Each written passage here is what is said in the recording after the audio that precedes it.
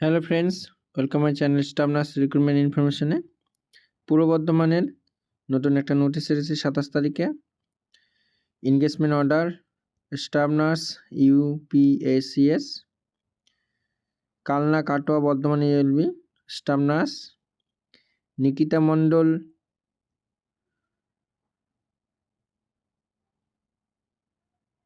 Place of posting পড়েছে Bardhaman ULB, Ruma Roy Bardhaman ULB, Payel Ghosh Katwa ULB, Rupsa Biswas Katwa ULB, Shantanu Nandi Kalna ULB. জয়নিংয়ের জন্য ডেট দিয়েছে